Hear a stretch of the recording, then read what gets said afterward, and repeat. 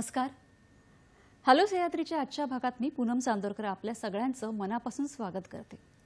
मंडळी, आपण सर्वांनी आपल्या लहानपणी मामाच्या गावाला जाताना किंवा आपल्या गावाला जाताना जो काही प्रवास केला असेल ना, तो अजूनही आपल्या लक्षात असेल. कारण तो प्रवास शक्य झाला तो गावखेड्यापर्यंत पोहोचणाऱ्या आपल्या लाल परीमुळे, अर्थात राज्य परिवहन महामंडळाची बस म्हणजेच आपली सगळ्यांची लाडकी एसटी बस. 1 जून 1948 साली पुणे अहमदनगर मार्गावर एसटी बस पहिल्यांदा धावली आणि आज त्या प्रवासाला 75 वर्ष पूर्ण होत आहेत. म्हणूनच आज आपल्या लाल परीचा हा 75 वर्षांचा प्रवास आज आपण जाणून घेणार आहोत. आजचा आपला विषय काय आहे ते बघूया. आजचा आपला विषय आहे महाराष्ट्राची जीवनवाहिनी लाल परी.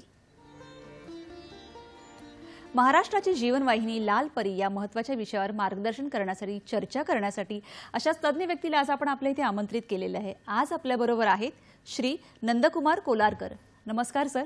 नमस्कार मॅडम. हॅलो सह्याद्री कार्यक्रमात तुमचं मनापासून स्वागत. धन्यवाद.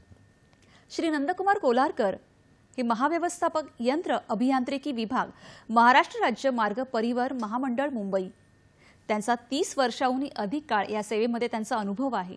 त्याचबरोबरीने एसटी पासून आतापर्यंत अनेक अत्याधुनिक बसेसच्या बांधणीमध्ये त्यांचा खूप मोठा मोलाचा सहभाग आहे. आज आपण त्यांच्याकडून आपल्या लाल परीची 75 वर्षांचा हा जो प्रवास आहे, त्या प्रवासात नक्की काय आठवणी आहेत, काय अनुभव आहे, ते सगळं जाणून घेणार आहोत. चला तर आजच्या आपल्या विषयाला सुरुवात करूया. अतिशय छान असा आजचा आपला विषय आहे महाराष्ट्राची जीवनवाहिनी लाल परी आणि आपल्याबरोबर आहे श्री नंदकुमार कोलारकर. सर, कार्यक्रमात पुन्हा एकदा मनापासून स्वागत. कारण खरंच खूप छान विषय आहे. आपण प्रत्येकानेच लहानपणी प्रवास केला असेल आणि तो प्रवास शक्य झालाय तो फक्त आणि फक्त आपल्या लालपरीमुळे. कारण असं म्हणतात ना की गाव तिथे एसटी आणि रस्ता जाईल तिथे आपली एसटी, हे जे ब्रीदवाक्यच होतं. कुठलाही खेडेगाव असो किंवा कुठलाही आदिवासी पाडा असो किंवा काही असो, तिथे आपली एसटी जात होती आणि ती एक कनेक्टिव्हिटी होती त्या गावात, त्या लोकांची दुसऱ्या गावातल्या लोकांशी. आणि आज त्याच लालपरीला 75 वर्ष पूर्ण होतील. तर काय सांगाल त्याच्याबद्दल? 75 वर्ष पूर्ण झालेत, त्या प्रवासाबद्दल काय सांगाल? नक्कीच मॅडम, 75 वर्षाचा इतिहास जो आहे अत्यंत मोठा इतिहास आहे एसटीचा. 1 जून 1948 रोजी जेव्हा पहिली एसटी धावली तेव्हा केवळ एसटीचा उद्देश असाच होता की किफायतशीर भाड्यामध्ये प्रवाशांना प्रवास करता यावा, असा उद्देशाने एसटी महामंडळाची एसटीची सुरुवात झाली. त्यावेळेला केवळ 36 बेडफोड गाड्या आमच्या ताफ्यात होत्या सुरुवात करत असताना. नंतर 1 मे 1960 रोजी महाराष्ट्र राज्य एसटी महामंडळाची स्थापना झाली. त्यानंतर हळूहळू सर्व स्थित्यंतरं घडत प्रत्येक वर्षी एसटी महामंडळामध्ये नव्या नव्या वेगवेगळ्या प्रकारच्या गाड्या सामील झाल्या आणि प्रवाशांच्या मागणीनुसार सेवेचा दर्जा वाढवत आज आतापर्यंत आम्ही 16,000 गाड्यांचा टप्पा गाठलेला आहे. 16,000 गाड्यांच्या माध्यमातून आम्ही 97% कनेक्टिव्हिटी दिलेली आहे लोकांना, 97% गावांना. ओके. आणि सर, मला असं वाटतं की 97% गावाला ही जी कनेक्टिव्हिटी आता तुम्ही सांगत आहात, जवळजवळ रोजचे 50 ते 55 लाख प्रवासी किंवा त्याहूनही अधिक असतील हे आपल्या एसटीने प्रवास करतात. 55 लाख प्रवासी साधारणतः डेली अपडाऊन करतात किंवा प्रवास करतात. आणि प्रासंगिक जेव्हा जेव्हा काही सण उत्सव असतात त्यांची संख्या यापेक्षाही जास्त असते. प्रत्येक वेळी यात्रा असतील, सण असतील किंवा काही इव्हेंट्स असतील, एसटी महामंडळ त्या इव्हेंटसाठी धावून जाते आणि प्रवाशांना सगळ्या प्रकारची चांगली सेवा दिलेली आहे आतापर्यंत. नक्कीच. खरं तर त्या वेळेला जेव्हा आपण एक्स्ट्रा गाड्या जेव्हा सोडतो त्याविषयी आपण बोलूयात, पण या क्षेत्रातला तुमचाही 30 वर्षाहून अधिक अनुभव आहे, प्रवास तुमचा झालेला आहे, अनेक अनुभव तुमच्या गाठीशी असतील, ते तर आम्हाला ऐकायला आवडतीलच. पण एसटी महामंडळाच्या स्थापनेपासूनचा आत्तापर्यंतचा प्रवासही काय कार्यप्रणाली आहे तीही आम्हाला ऐकायला आवडेल. कसा आहे हा प्रवास? एसटी महामंडळामध्ये सुरुवातीला ज्या गाड्या इंडक्ट झाल्या त्या अत्यंत साध्या होत्या. त्यावेळी बॉडी बिल्डिंगमध्ये एवढं काही तंत्रज्ञान पुढे गेलेलं नव्हतं. नंतर हळूहळू बॉडी बिल्डिंगचं तंत्रज्ञान वाढत गेलं. प्रवाशांना सुखसोयी कशा देता येईल बसमध्ये याप्रमाणे बॉडी बिल्डिंगची कामं झाली आणि एसटी महामंडळानं खरंच चांगल्या प्रकारच्या गाड्या, सर्व प्रकारच्या सेवा उपलब्ध करून दिल्या. प्रवाशांना जशा पाहिजे तशा गाड्या निर्मिती केली आणि आज ताफ्यामध्ये सर्व प्रकारच्या लेटेस्ट गाड्या, आधुनिक गाड्या आमच्याकडे आहेत. पण ही त्या राज्य परिवहन महामंडळाची कार्यप्रणाली जी आहे, कारण जसं तुम्ही सांगितलं की 97 गावांना 97% गावांना जी कनेक्टिव्हिटी आहे, तर ही कार्यप्रणाली कशी चालते याविषयी आम्हाला जाणून घ्यायला खरंच आवडेल. मुंबईला एक आमचं मध्यवर्ती कार्यालय आहे. 3 स्तरीय आमची कार्यपद्धती आहे. मध्यवर्ती कार्यालयाच्या नंतर खाली प्रादेशिक कार्यालय आहेत, ते 6 आहेत. त्यानंतर 231 विभाग आहेत आणि 251 डेपो आहेत. 251 डेपोमधून हा कारभार आमचा चालतोय.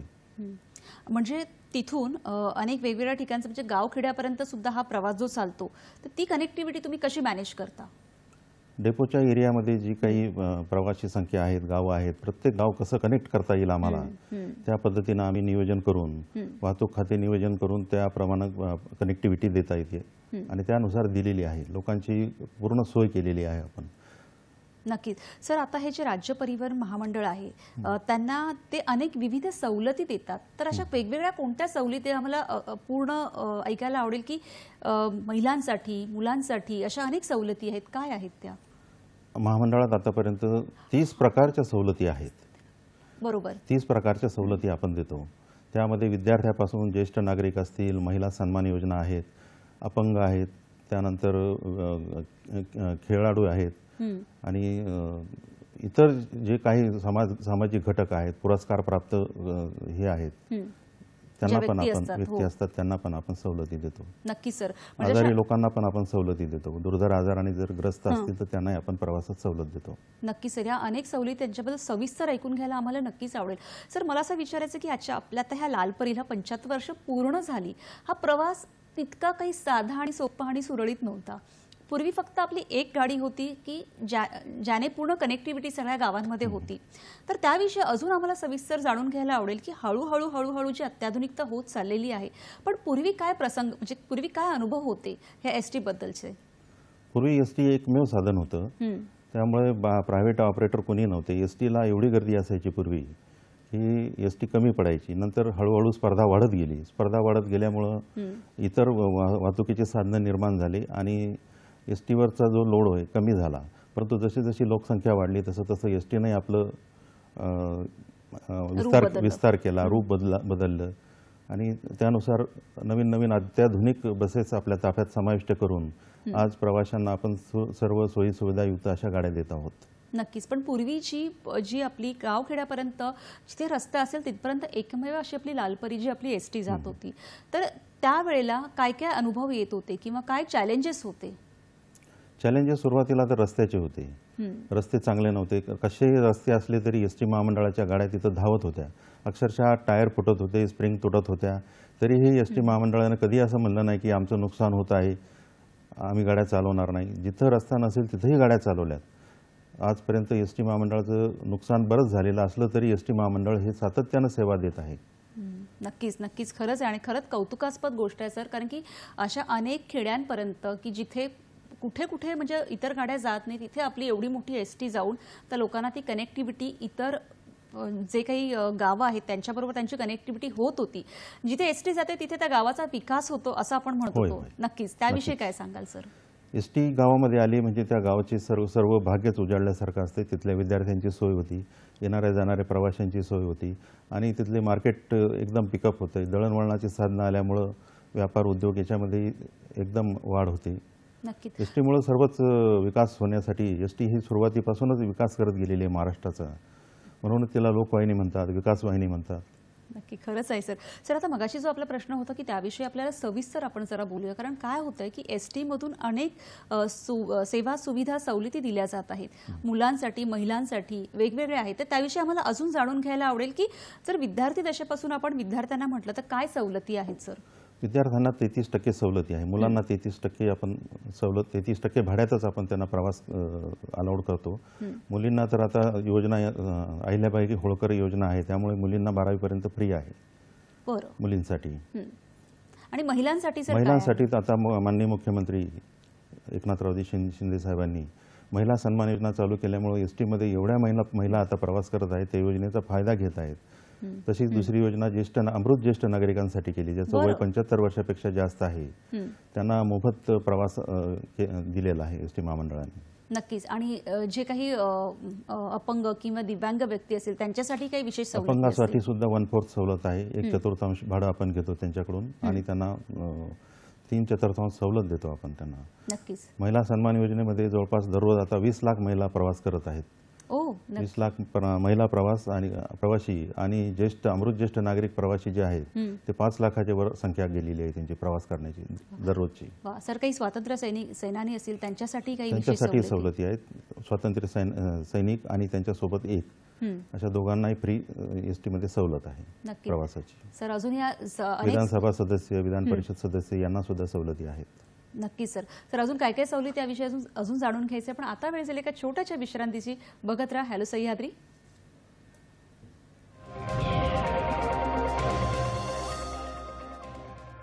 विश्रांतीनंतर सगळ्यांचं पुन्हा एकदा स्वागत. अतिशय छान असा आपला आजचा विषय चालू आहे की महाराष्ट्राची जीवनवाहिनी लाल परी, जिला आता 75 वर्ष पूर्ण झाली आहेत आणि आपल्या सगळ्या प्रेक्षकांकडून, सह्याद्री वाहिनी, सगळा स्टाफ आणि सगळ्यांकडूनच या लाल परीला खूप खूप खूप शुभेच्छा. आपल्याबरोबर आहेत श्री नंदकुमार कोलारकर सर. सर खरं तर अनेक गोष्टी जाणून घ्यायच्या आहेत, कारण हा 75 वर्षांचा प्रवास म्हणावा तितका सोपा नसेल सुरुवातीपासून, कारण आत्ताही अत्याधुनिकता आलेली आहे, अनेक नवीन वेगवेगळ्या बसेस आलेल्या आहेत. पण जेव्हा अगदी सुरुवातीला एसटी किंवा बस ही सुरू झाली तेव्हा तो प्रवास नक्की सोपा नसेल. अनेक चॅलेंजेसला समोर आले असतील, तर त्याच्यावर आव्हानांवर कशी मात केली? सुरुवातीला काय व्हायचं, रात्रराणी बसेस नव्हत्या आणि रात्री प्रवास करण्याचं लोक टाळायचे. कोकणात तर फार प्रॉब्लेम होते. मग सुरुवातीला रात्रराणी सेवा चालू करताना लोकांना गॅरंटी यावी म्हणून त्या बसमध्ये आम्हाला पोलीस द्यावे लागायचे, 2 पोलीस द्यावे लागायचे. अशा पद्धतीनं चॅलेंज होतं की रात्री प्रवासी तयार नव्हते, सिक्युरिटी नव्हती. त्यामुळं आता तर रात्रभर प्रवास करतात लोक, पण पूर्वी फार अडचणी होत्या. महिलांना प्रवास करायलाही अडचणी होत्या. महिलांची सुरक्षितता फक्त एसटीमध्येच आहे, बाकी खाजगी गाड्यामध्ये महिला प्रायोरिटीनं जात नाहीत. महिला असतील, मुलं असतील, ज्येष्ठ नागरिक असतील, भरपूर चॅलेंजेस होते. आणि महिला सुरक्षिततेसाठी तेव्हा काय प्राधान्य दिलं जायचं? महिलांसाठी आपण राखीव सीट ठेवलेले आहेत प्रायोरिटीनं. ते कुठेही असतील, बस कुठेही असेल, सुरुवातीच्या टप्प्यापासून त्यांना राखीव सीट ठेवलेले आहेत आणि ते कंडक्टरला, ड्रायव्हरला जवळ असतील अशी सीट आपण ठेवलेली आहेत, म्हणजे त्यांचे काय अडचणी असतील तर आपण सोडू शकतो. आता महिलांसाठी आपण नवीन जे बसमध्ये पॅनिक बटन लावलेले आहेत. पॅनिक बटन, त्यांना काही प्रॉब्लेम असला तर पॅनिक बटन त्यांनी ऑपरेट करू शकतात. त्यांच्या सीट जवळ पॅनिक बटन लावलेलं आहे आपण. ओके. आणि त्यातून लगेच पोलीस स्टेशनला एक मेसेज जाते, अलर्ट मेसेज जाते. बरं. म्हणजे एक नवीन ही सुविधा महिलांच्या सुरक्षिततेसाठी सुरू केली. नवीन सुविधा प्रत्येक नवीन गाडीमध्ये आपण इंडक्ट केली आहे. आणि रात्रीच्या वेळेला सुद्धा जेव्हा महिला प्रवास करतात त्यावेळेला सुद्धा त्यांच्या सुरक्षिततेची विशेष काळजी घेतली जात असेल? बिलकुल. रात्रीच्या वेळेला महिला ज्या आता गाडीत प्रवास करतात, आपण रात्रभर लाईट चालू ठेवतो. पूर्वी लाईट बंद करायचे, परंतु आता महिलांची रिक्वेस्टनुसार आपण रात्रभर लाईट चालू ठेवतो बसमध्ये. त्यांना जर वाटलं बंद करायचं तर ते बंद करू शकतात, अदरवाईज रात्रभर आपण लाईट चालू ठेवतो महिलांची सुरक्षितता सांभाळण्यासाठी. नक्कीच. सर सुरुवातीला फक्त आपली एक एसटी बस अशी होती जिला आपण लालपरी असं संबोधलं जायचं. आता लालपरी आता हळूहळू त्याच्यामध्ये खूप बदल होत गेले आणि एसी, नॉन एसी मध्ये आपल्या अत्याधुनिक बसेस ची आपण सुरू केलेल्या आहेत. त्याविषयी काय सांगाल? सुरुवातीच्या बसेस एकदम 1948च्या बसेस एकदम साध्या होत्या. बॉडी बिल्डिंग तेव्हा एवढं चांगलं नव्हतं. आता नंतर बसेसमध्ये प्रवाशांना कसं कम्फर्ट मिळेल, लेग रूम वगैरे कशी राहील, सीट कशी चांगले राहतील, खिडक्या कशा चांगल्या राहतील, बरोबर, एसी गाड्या कशा करता येतील आपल्याला. पूर्वी प्रत्येक गाडी ज्याला जशी वाटेल तशी बांधायची, परंतु AS 52 हा बस बॉडी कोड आल्यानंतर आता बस डिझाईन एक स्टँडर्ड झालेला आहे. ते मानक आपण पास केल्याशिवाय बस बॉडी अप्रूव्ह होत नाही आपली. AS 52 मध्ये सगळंच काही प्रवाशांसाठी कन्सिडर करून चांगल्या प्रकारच्या गाड्या आणि सुटसुटीत गाड्या आपण बांधत आहोत. आता हे सगळीकडे भारतामध्ये सगळीकडे AS 52 लागू झालेला आहे आणि सर्व गाड्यांसाठी हा लागू झालेला आहे. त्यामुळे आता बॉडी बिल्डिंग प्रत्येक गाडीची अत्यंत चांगली आणि आधुनिक होत आहे. याविषयी आपण अधिक जाणून घेऊ. एक फोन घ्या. विठ्ठल पाटील आपल्याशी बोलतात बुलढाण्यावरून. नमस्कार, बोला. नमस्कार सर. नमस्कार, बोला. प्रश्न विचारा. सर मी नेहमी एसटीने प्रवास करत असतो सर. चांगली गोष्ट आहे. एसटीनेच प्रवास करत राहा, आम्हाला साथ देत राहा. सर एसटी महामंडळ म्हणजे सुरक्षित प्रवासाची गॅरंटी सर. बिलकुल, नक्कीच. पण सर आता मी बऱ्याच वेळा बसने प्रवास केला, बघितलं तर त्याच्यामध्ये सर कॉन्ट्रॅक्टचे ड्रायव्हर आहे आणि एसटी महामंडळचा ड्रायव्हर हा म्हणजे एक प्रकारचा ब्रँड आहे सर. हो 48 दिवस 84 दिवसाचं ट्रेनिंग घेऊन आलेला हा हिरा आहे सर, ड्रायव्हर हो म्हणजे हो एसटी हो महामंडळाचा. हो ड्रायव्हरवरच आमचं सर्व काही अवलंबून आहे. हो सर, हा बोला. कारण आणि स्वतःची एसटी म्हणून चालवणारा ड्रायव्हर, स्वतःचं वाहन म्हणून चालवतो तो फक्त एसटीचा महामंडळाचा ड्रायव्हर चालवू शकतो. बरोबर बरोबर बरोबर बरोबर. तर सर याच्यामध्ये आपण पण बघितलं की एसटी महामंडळाच्या मागे भरती वगैरे निघाल्या होत्या. हो तर सर त्याच्यामध्ये पण भरपूर पोरं वेटिंगवर आहे. तर समजा त्यांना पण घेतलं तर ट्रेनिंग वगैरे देऊन समजा आपण प्रायव्हेट जे कॉन्ट्रॅक्टचे ड्रायव्हर येतात तर यांच्यावर एवढ्या लोकांची जबाबदारी, कारण हे प्रायव्हेट जे ड्रायव्हर असतात सर हे एवढे ट्रेनिंग झालेले आणि नसतात. एस टी महामंडळामध्ये ट्रेनिंग ही प्रक्रिया कायम सुरू आहे आणि जे नवीन मुलं घेतलेले आहेत त्यांचे पण ट्रेनिंग सुरू झालेले आहेत.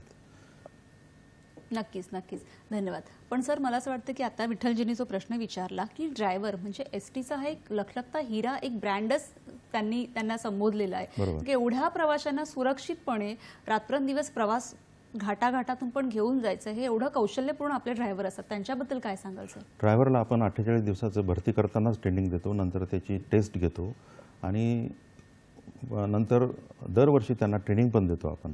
ड्रायव्हर हा सगळ्यात महत्त्वाचा जरी असला तरी ड्रायव्हरवर एवढा स्ट्रेस आहे. आम्ही ड्रायव्हरसाठी बरेचसे ट्रेनिंग पण अरेंज करतो, स्ट्रेस रिलीफ करतो त्यांचं. आणि ड्रायव्हरसाठी भरपूर एस टी महामंडळानं हे केलेलं आहे, त्यांच्यासाठी त्यांच्या आरोग्यासाठी काही वेगळ्या आरोग्यासाठी विविध योजना केलेल्या आहेत. त्यांना मेडिकलसाठी आपण पाठवतो, त्यांचं मेडिकल वेळोवेळी करून घेतो. आय टेस्ट पण त्यांच्या वेळोवेळी करून घेतो, जेणेकरून प्रवाशांना ते चांगली सेवा देऊ शकतील. नक्की सर. आणि त्याचबरोबरने आता महिला कर्मचारी सुद्धा आपल्या एसटीच्या सेवेमध्ये आता आहेत. महिला ड्रायव्हर पण आहेत हो. आमच्याकडे आता. हा, त्यांच्याविषयी काय सांगाल सर की त्या कशा पद्धतीने पूर्ण ही म्हणजे जी सेवा देतात? महिला ड्रायव्हर अत्यंत चांगल्या पद्धतीने सेवा देत आहेत आणि काळजीपूर्वक गाड्या चालवून प्रवाशांना अत्यंत चांगल्या प्रकारची सेवा आता महिला ड्रायव्हर देत आहेत. बऱ्याच ठिकाणी आता भरती झाली आहे, त्यामुळे महिला ड्रायव्हर अत्यंत चांगलं काम करताना आम्हाला दिसून येत आहे. नक्की सर. भविष्यातही त्यांची संख्या वाढेल असं अपेक्षा आहे आमची. पण आता महिला कंडक्टर आहेत किंवा महिला ड्रायव्हर आहेत, त्यांच्या सुरक्षिततेसाठी काही काळजी घेतली जाते का? सुरक्षिततेसाठी त्यांची काळजी घेतली जाते. त्यांना पर्टिक्युलर वेळेलाच त्यांना ड्युटी दिल्या जाते. त्यांना रेस्ट पण मिळते का नाही याची पण काळजी घेतली जाते. सतत त्यांना ड्रायव्हिंग करू देत नाहीत आम्ही, मध्ये मध्ये गॅप देतो त्यांना. 9 घंट्याची विश्रांती झाल्याशिवाय दुसरा ड्रायव्हर दुसरी ड्युटी करू शकत नाही आमच्याकडे. सगळ्याची बरोबर काळजी बिलकुल घेतली. सगळ्यांची काळजी घेतली जाते. नक्कीच सर. आपल्या ह्या ज्या एसटी आहेत की त्याच्या बरोबरीने महत्त्वाच्या गोष्टी आहेत की बस थांबे, जी बस स्थानकं असतात आणि ती सुद्धा बऱ्याचदा लोकसहभागातून बांधली गेलेली आहेत. तेही काही प्रकल्प चालतात, त्याविषयी काय सांगाल? लोकसहभागातून बरेचसे बस थांबे आता रंगरंगोटी पण केलेली आहे, सुशोभीकरण चालू आहे. स्वर्गीय बाळासाहेब ठाकरे स्वच्छ सुंदर बस स्थानक अभियान आम्ही राबवलेलं आहे. त्या अभियानामध्ये गेल्या वर्षी 1 मेला माननीय मुख्यमंत्र्यांच्या हस्ते आम्ही उद्घाटन करून हे अभियान राबवत आहोत. आता त्याची बक्षिसं पण आम्ही ठेवलेली आहेत. आता 15 ऑगस्टला आम्ही बक्षीस वितरण करणार आहोत. अभियान पूर्ण झालेलं आहे आणि हे अभियान दरवर्षी कंटिन्यू राहणार आहे.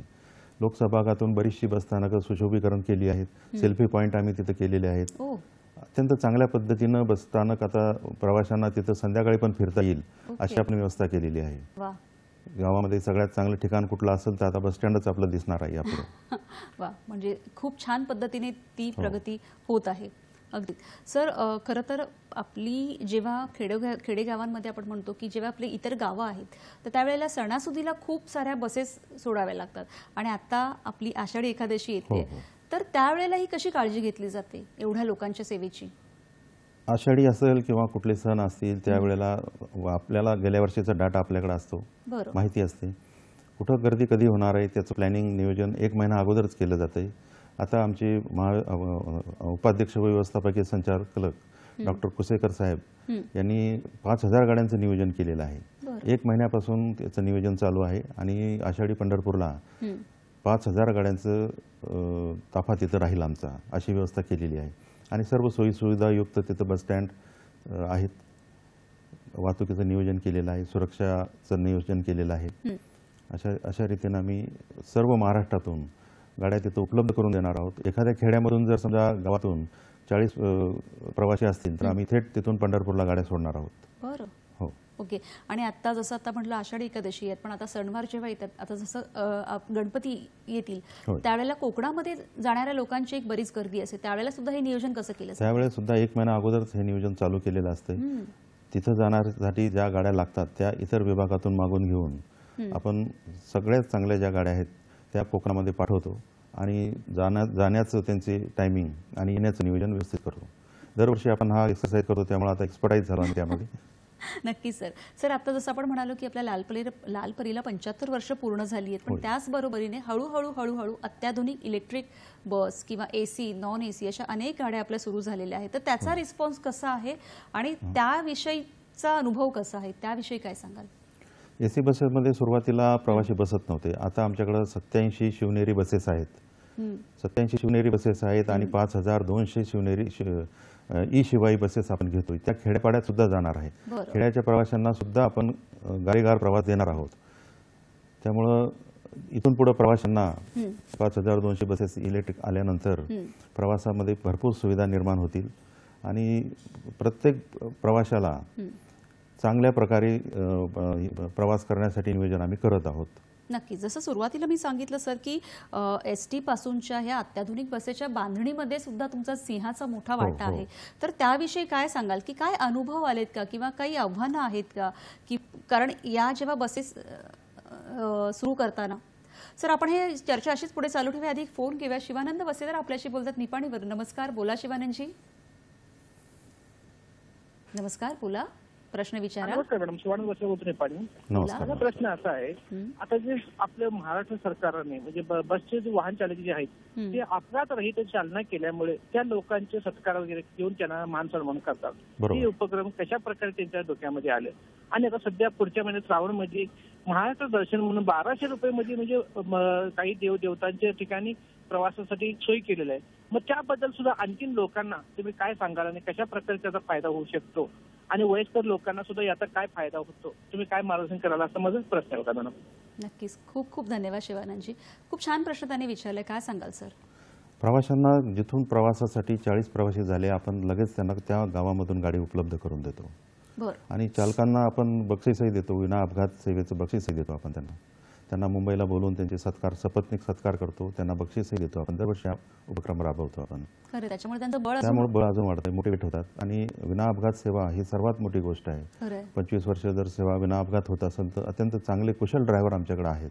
खूप ड्रायव्हर आहेत की त्यांना आम्ही दरवर्षी असं पात्र चालकांना बक्षीस देतोच. नक्की सर. आणि जसं मगाशी आपले जे विठ्ठल जे प्रेक्षक होते त्यांनी सांगितलं की STचा ड्रायव्हर हा एकमेव असा एक ड्रायव्हर आहे की जो हे आपलं वाहन आहे किंवा ही आपली जबाबदारी आहे. ही बस STच्या बसमध्ये जी काही 50-60 जी काही लोक बसली असेल ती आपली फॅमिली मधले आहेत असं समजून तो प्रवास ते त्यांच्याकडे करून घेत असतात. नक्कीच. आणि सर त्यांनी जे 1200 रुपयाचं जे देवदर्शनाचं सांगितलं त्याविषयी अजून काय मार्गदर्शन कराल? 1200 रुपयाचे देवदर्शनचं आहे तर ते 1200 रुपये ती स्कीम अजून येणार आहे आपल्याकडे, अजून डिक्लेअर झालेली नाही. परंतु ज्येष्ठ नागरिक असतील किंवा प्रवासी असतील कुठल्याही गावातून आपण त्यांना बसची सेवा उपलब्ध करून देतच आहोत. त्यामध्ये काही दुमत नाही. डेपो मॅनेजरला कॉन्टॅक्ट करून किंवा स्टँड इन्चार्ज जे असतात त्यांना कॉन्टॅक्ट करून ते बसचा आपला प्रवास करू शकतात. नक्कीच नक्कीच सर. चर्चाशीच पुढे चालू ठेवायची. एक फोन घेऊया. रवींद्र कुडाळकर आपल्याशी बोलतायत जळगाववरून. नमस्कार रवींद्रजी, बोला. नमस्कार, मी रवींद्र कुडाळकर जळगावहून बोलतोय. नमस्कार, बोला. बालपणापासून मी STचा चाहता आहे आणि ST ही कायम सुरक्षित असते. सुखद आणि एकदम सहजसुलभ अनुभव माझा आहे आणि माझा असा विचार आहे, कुठल्याही प्रतिष्ठेचे लक्षण न ठेवता STने सर्वसामान्यांसहित प्रतिष्ठित लोकांनीही प्रवास करावा. माझे प्रश्न असे आहेत की STचे जे चालक वाहक आहेत ते जिथे राहतात मुक्कामाच्या ठिकाणी त्यांना सुविधा चांगल्या देण्याच्या दृष्टीने आपल्या काय योजना आहेत? दुसरा प्रश्न माझा असा आहे की ST प्रवासात एकूणच गाडीचा मेंटेनन्स, गाडीची चांगली कंडिशन राहण्याच्या दृष्टीने आपला कसा प्रयत्न असतो? आणि तिसरा प्रश्न, प्रवासी वाहक आणि ST प्रशासन चालक यांच्यामध्ये सुसंवाद असणं गरजेचं आहे, त्या दृष्टीने आपण काय सुचवाल? धन्यवाद. नक्कीच. खूप खूप धन्यवाद रवींद्रजी. अतिशय खूप छान प्रश्न तुम्ही विचारलेले आहेत. ही चर्चा आपल्याला अशीच पुढे चालू ठेवायची. त्यांच्यात नक्की सुसंवाद काय आहे आणि कशा पद्धतीने चालतो हे सगळं आपण जाणून घेऊया. पण आता वेळ झाली का छोट्याशा विश्रांतीची. बघत राहा हॅलो सह्याद्री.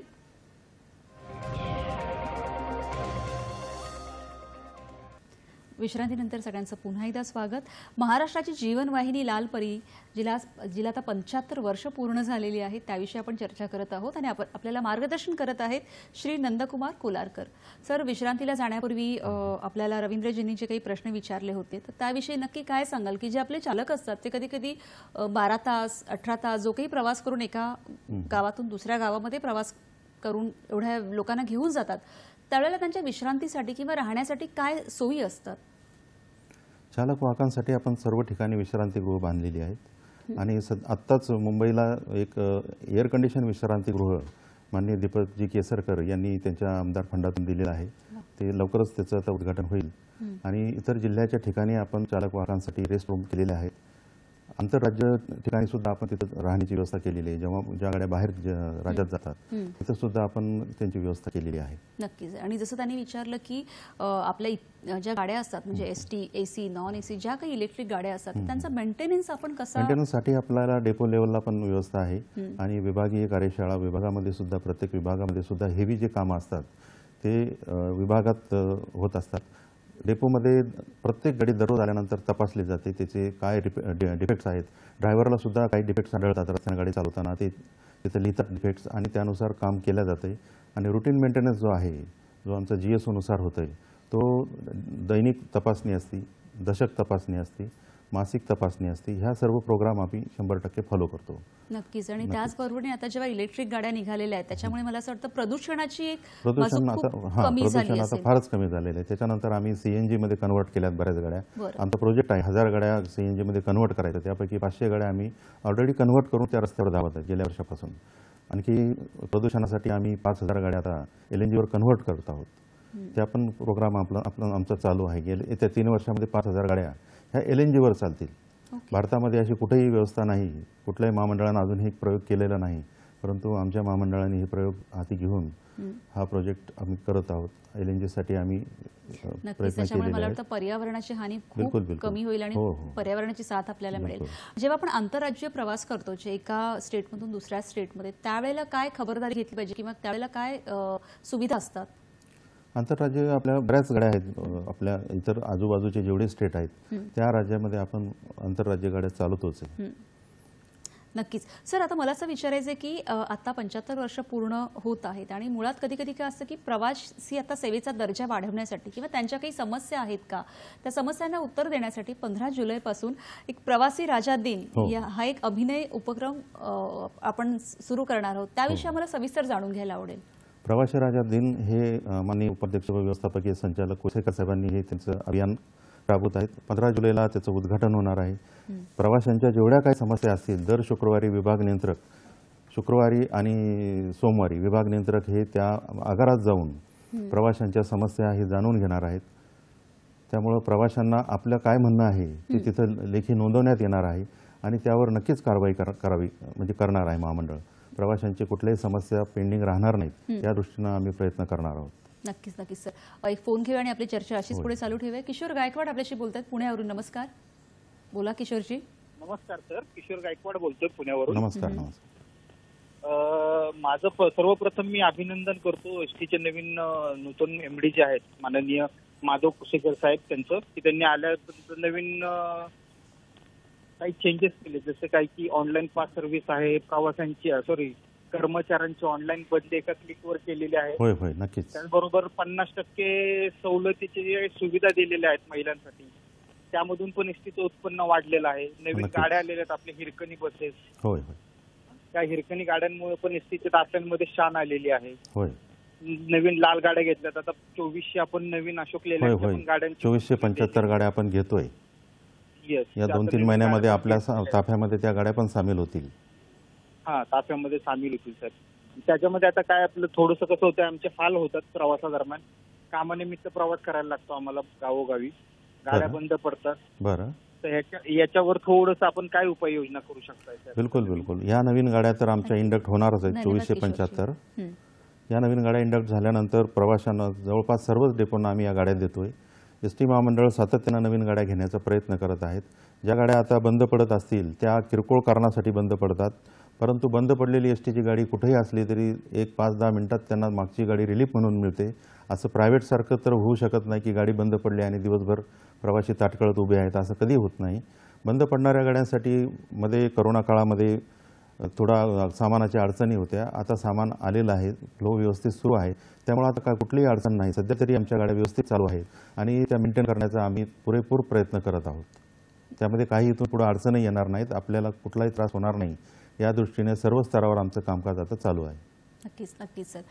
सर पेपर ते पेपरलेस ही जी कार्यप्रणाली आता आपल्याकडे आलेली आहे त्याविषयी काय सांगाल? खरं तर आता नवीन ATM मशीनमध्ये फार चांगलं झालेलं आहे, ते कॅशलेस झालेलं आहे. त्याच्यामुळे तुम्हाला कुठलंही कार्ड चालेल, UPI पेमेंट करता येईल, फोनपे, गुगल पे सगळं काही करता येईल. त्यामुळे प्रवाशांना सुट्या पैशाची जी अडचणी होत्या त्या आता कधीच राहणार नाही. तिथून पुढे सुटसुटीत झालेला आहे प्रवाशांसाठी.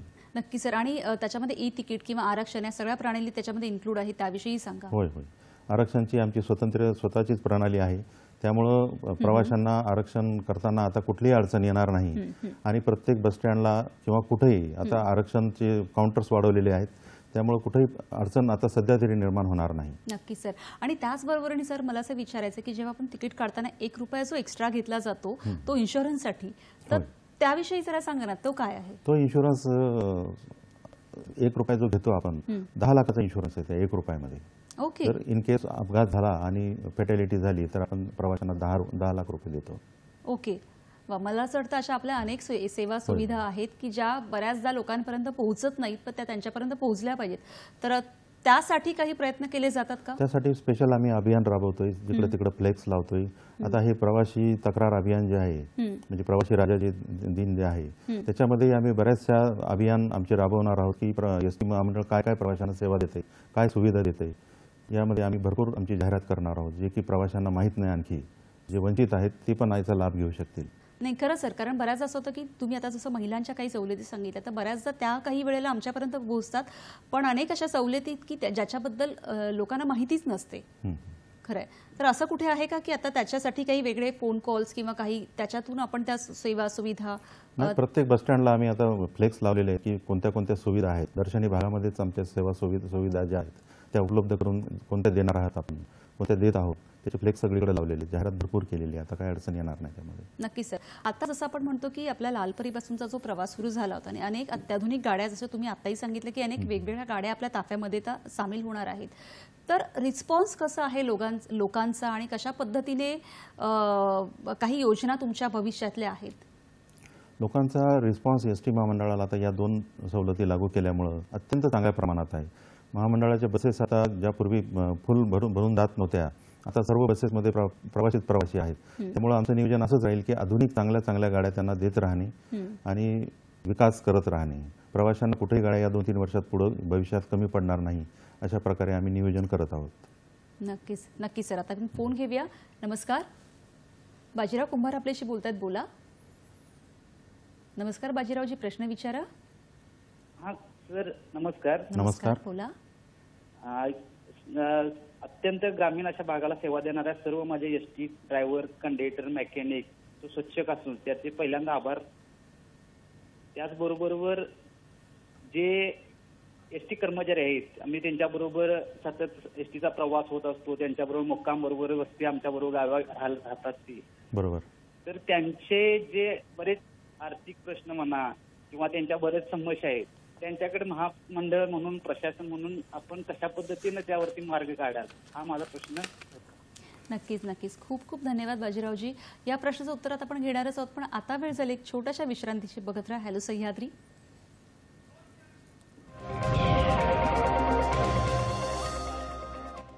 विश्रांतीनंतर सगळ्यांचं पुन्हा एकदा स्वागत. महाराष्ट्राची जीवनवाहिनी लालपरी या छान विषयावर आज आपण चर्चा करत आहोत, गप्पा मारत आहोत आणि आपल्याबरोबर आहेत श्री नंदकुमार कोलारकर. सर, खूप छान अशा अनेक गोष्टी आहेत ज्या तुम्ही आम्हाला सांगितल्या आणि आपल्या लालपरीचा हा जो 75 वर्षांचा प्रवास आहे तो पण हळूहळू उलगडत नेत आहोत. कारण काय झालं की आता खूप कॉम्पिटिशन्स वाढलेले आहेत, पण त्याचबरोबरीने आपल्या ताफ्यातही त्याच बरोबरीच्या बसेस तुम्ही समाविष्ट केलेल्या आहेत. हे त्याच्यासाठी उत्पन्न वाढवण्यासाठी अजून काय सोर्सेस केले जात आहेत का? प्रश्नाचं उत्तर राहिलं त्यांचं. हां, नक्की सर, ते पण घेऊया आपण. काय सांगाल त्यांना आधी? आपण काय केलेलं आहे, आता 15 जुलैपासून सोमवार आणि प्रत्येक सोमवार आणि शुक्रवार आपण कामगार पालक दिन असा जाहीर केलेला आहे आता. हा एक प्रकल्प हाती घेतला आहे आपण. पुसेकर साहेबांनी हा योजना अंमलात आणलेली आहे. 15 जुलै आणि त्यानंतर जो सोमवार आणि शुक्रवार येईल दुपारी 3 ते 5 या दरम्यान ज्या काही कर्मचाऱ्यांच्या समस्या असतील, रिटायर्ड कर्मचारी असतील, एक्झिस्टिंग सध्याचे कार्यरत कर्मचारी असतील, त्यांच्या समस्या ज्या आहेत त्या सोडवण्यासाठी विभाग नियंत्रक आगारात जातील. त्यांच्या दारी जाऊन समस्या सोडवण्यात येणार आहेत. त्यामुळं कर्मचाऱ्यांच्या तक्रारी आता किंवा समस्या ह्या पेंडिंग राहणार नाहीत असं आम्हाला वाटतंय. नक्कीच नक्कीच सर. यासाठी चांगले प्रयत्न चालू केलेत आता. वा.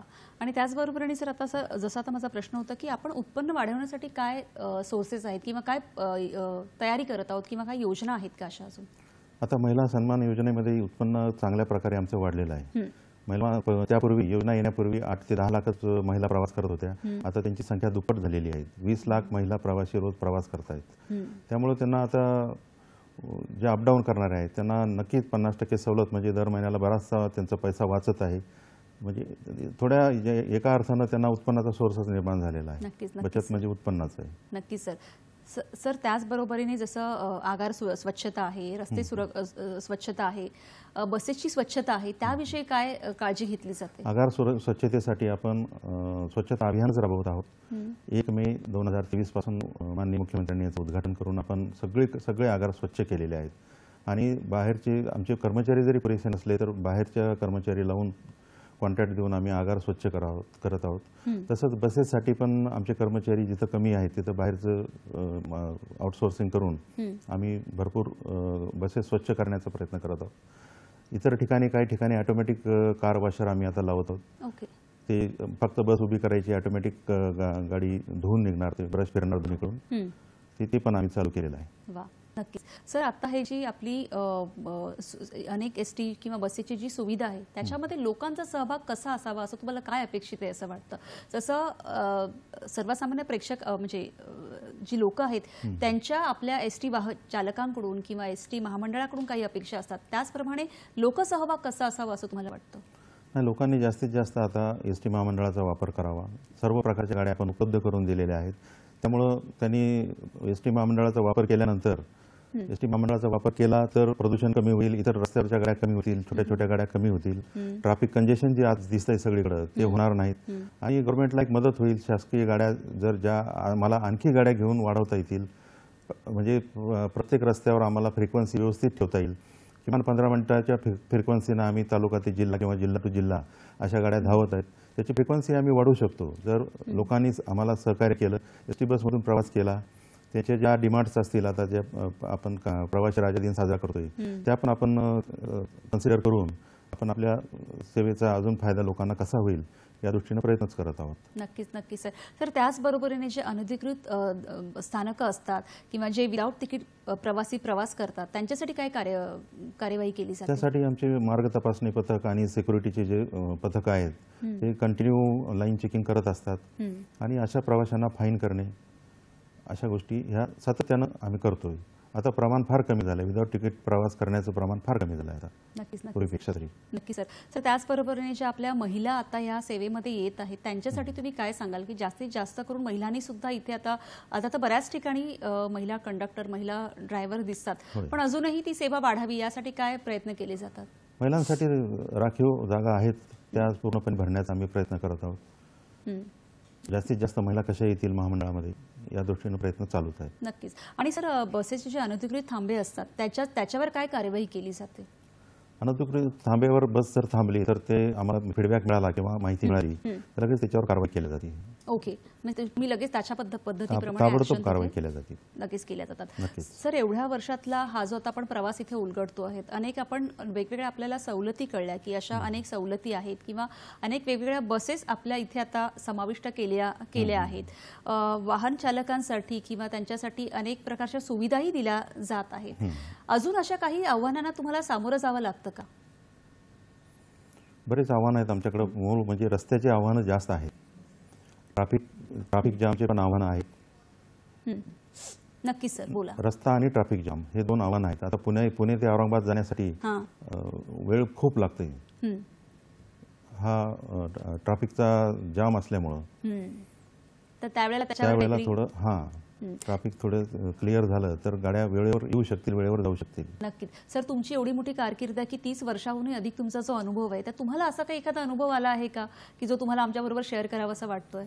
होय, कोविड काळामध्ये भरपूर अनुभव आले. सांगा ना प्लीज सर. म्हणजे कोणी गाडीमध्ये कोणाच्या घ्यायला, प्रायव्हेट गाडीमध्ये सुद्धा घ्यायला तयार नव्हतं. अशा वेळेला फक्त एसटी चालू होती. त्या काळात एसटी फक्त सेवा देत होती, बाकी कोणीही सेवा देत नव्हतं. मालवाहतूक सुद्धा त्याच काळात आम्ही चालू केली. मालवाहतूकही बंद होती. लोकांचे जे प्रश्न आहेत ट्रान्सपोर्टेशनचे, गुड्स असतील, खाण्यापिण्याचे पदार्थ असतील, ते आम्ही त्या काळामध्ये आम्हीच वाहतूक केली याची. बाकी कोणी वाहतूक करू शकत नव्हतं. सर्व ट्रक बंद होते. आम्ही मालवाहतूक त्या काळात चांगल्या प्रकारे केली. आणि प्रवाशांना पण भरपूर आम्ही, भलेही ते अर्ध्या सीटवर गाड्या गेल्या त्या काळामध्ये, मोकळ्या सीटवर, एका सीटवर एकच प्रवासी बसायचा अल्टरनेट सीटवर, तरी सुद्धा आम्ही आमची वाहतूक चालू ठेवली. त्या काळातही आम्ही आमचे ड्रायव्हर, कंडक्टर म्हणजे एवढी रिस्क घेऊनही ते ड्युट्या करत होते. हे महत्त्वाचं आहे. खरंच हे कौतुकास्पद आहे. नक्कीच सर. सर, महाकार्गो विषयी काही सांगा आम्हाला.